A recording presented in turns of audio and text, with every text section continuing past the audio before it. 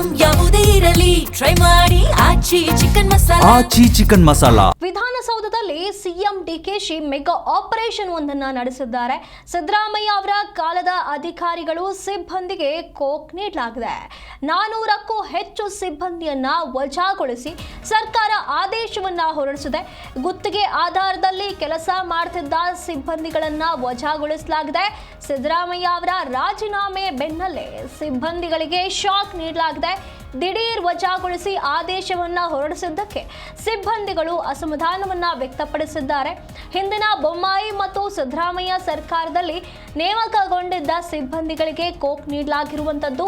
CM ಸಚಿವಾಲಯ ಮತ್ತು ಸಲಹೆಗಾರರ ಕಚೇರಿ ಸಿಬ್ಬಂದಿಗಳನ್ನ ಬಿಡುಗಡೆಗೊಳಿಸಬೇಕು ಅಂತೇಳಿ ಆದೇಶವನ್ನ ಹೊರಡಿಸಲಾಗಿದೆ. ಗುತ್ತಿಗೆ ಆಧಾರದಲ್ಲಿ ಕೆಲಸ ಮಾಡ್ತಿದ್ದಂತ ಸಿಬ್ಬಂದಿಗಳಿಗೆ ಡಿಕೆ ಶಿವಕುಮಾರ್ ಸರ್ಕಾರ ಶಾಕ್ ಅನ್ನ ನೀಡಿರುವಂತದ್ದು. ಈ ರೀತಿಯಾಗಿ ದಿಢೀರ್ ಅಂತ ಹೇಳಿ ವಜಾಗೊಳಿಸಿ ಆದೇಶವನ್ನ ಹೊರಡಿಸಿದ್ದಕ್ಕೆ ಸಿಬ್ಬಂದಿಗಳಲ್ಲಿ ಅಸಮಾಧಾನ ವ್ಯಕ್ತವಾಗ್ತಾ ಇದೆ.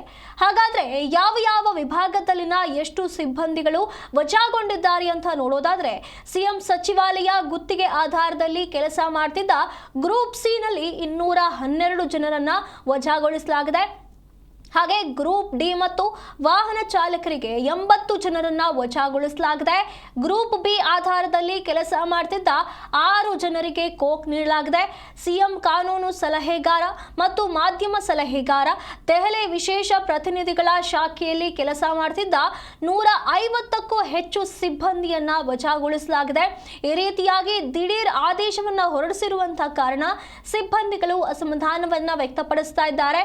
ಸಿಎಂ ಸಿದ್ದರಾಮಯ್ಯ ಅವರು ಸಿಎಂ ಸ್ಥಾನಕ್ಕೆ ರಾಜೀನಾಮೆ ನೀಡ್ತಾ ಇದ್ದಂತೆ ಇಂಥದ್ದೊಂದು ಮಹತ್ವದ ಬೆಳವಣಿಗೆ ನಡೆದಿರುವಂತದ್ದು. ಹಾಗಾಗಿ ಇಲ್ಲಿ ಸಿಬ್ಬಂದಿಗಳು ದಿಢೀರ್ ಅಂತ ಹೇಳಿ ಒಂದು ನಿರ್ಧಾರವನ್ನ ತೆಗೆದುಕೊಂಡಿರೋದಕ್ಕೆ ಅಸಮಾಧಾನವನ್ನ ವ್ಯಕ್ತಪಡಿಸುತ್ತಿದ್ದಾರೆ.